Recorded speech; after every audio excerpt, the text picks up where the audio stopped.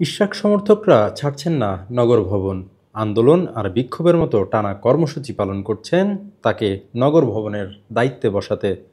এরই ধারাবাহিকতায় টানা পঞ্চম দিনের মতো করছেন অবস্থান। ট্রাক দিয়ে ব্লকেট করা হয়েছে নগর ভবনের মূল ফটক। সোমবার সকাল থেকেই স্লোগান দিয়ে খণ্ড খণ্ড মিছিল নিয়ে নগর ভবনের সামনে এসে অবস্থান নেন বিক্ষোভকারীরা। এ সময় তাদের ইশরাকের পক্ষে এবং উপদেষ্টা আসিফ মাহমুদ সজীব ভুঁইয়ার বিরুদ্ধে স্লোগান দিতে দেখা গেছে। আসিফের কামরা একটা দিয়া কামরা শপথ নিয়ে তাই বাহানা মানি না মানবে না। পাশাপাশি নগর ভবনের মূল ফটক ব্লকেট করে গানের আসর বসাতে দেখা গেছে আন্দোলনকারীদের চাঙা রাখতে। জাতীয় সঙ্গীতের পর দলীয় সঙ্গীত পরিবেশনের মধ্য দিয়ে শুরু হয় গানের আয়োজন। পরে নানান ধরনের বিপ্লবী গান পরিবেশন করেন শিল্পীরা। এদিকে আন্দোলনকারীদের অনেকেই শপথ গ্রহণের আয়োজনকে উদ্দেশ্যমূলকভাবে বিলম্বিত করার অভিযোগ করছেন।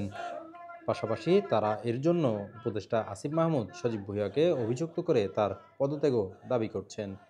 আদালত সব বিবেচনা করেই আপনার রায় দিছে এবং গ্যাজেট প্রকাশ করছে। এখন গ্যাজেট প্রকাশ করার পরে হয় এটা কি তারা কি সরকার কি মানে আদালতের রায়কে ভুল প্রমাণিত করতে চাচ্ছে?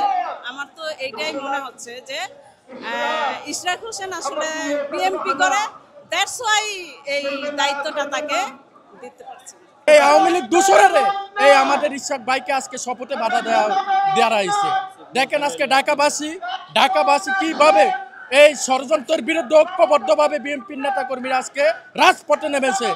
ইনশাল্লাহ ইশরাক ভাইকে শপথ অতি দ্রুত শপথ করাতে হবে, তা না হলে আসিফ নজরুল পদত্যাগ করতে হবে অবিলম্বে তার। আজকে এখানে ব্যান্ড পার্টি আছে, কালকে কোন পার্টি আসবে জানি না। এর জন্য দ্রুত সরকারের প্রতি অনুরোধ যে ওই আসিফ ভুঁইয়া আর আসিফ নজরুল যারা আছেন তারা এটা নিয়ে টাইম নষ্ট করেন না। এটা আদালতের রায়। দেখেন পুলিশ কিছু করতে পারতেছে না, কারণ আদালতের রায়ের প্রতি পুলিশের সম্মান আছে, আদালতের রায়ের প্রতি বিজেপির সম্মান আছে, আদালতের রায়ের প্রতি দেশবাসীর সম্মান আছে। যে আমাদের যে আইন উপদেষ্টা আছে আসিফ ইকবাল, ওনাকে আমরা সাবধান করে দিচ্ছি। জনগণ শান্তিপূর্ণভাবে তো এখন এখানে শান্তিপূর্ণভাবে মিছিল করতেছে, প্রতিবাদ করতেছে, কিন্তু এরভাবে শান্তিপূর্ণ আর করবে না, অশান্ত হয়ে যাবে। এবং হাসিনা যেমন পালিয়েছে বাংলার মাটি থেকে, ওনাদেরকে বাংলার মাটি থেকে পালাতে হবে এবং এটার জন্য আমরা যা করার সেটা আমরা দুর্বার গতিতে করব। আমাদের জনতার মেয়র এমনি হয় নাই। আমাদের ইঞ্জিনিয়ার ইশরাক হোসেন জনতার ভোটে সে মেয়র হয়েছে। এটা আদালত প্রমাণিত করে দিয়েছে যে ফ্যাসি আওয়ামী লীগ সরকার ছিল একটি ক্যাঙ্গারু সরকার। সেই ক্যাঙ্গারু সরকারের আদেশে সে অন্য তাপসকে বসিয়েছিল। আজকে আমরা চাই যে ইঞ্জিনিয়ার ইশরাক হোসেনকে তার মর্যাদা স্থানে বসিয়ে তার ইজ্জত সম্মান ফিরিয়ে দেওয়া হোক। এই সরকারের উপদেষ্টা আপনার আসিফ,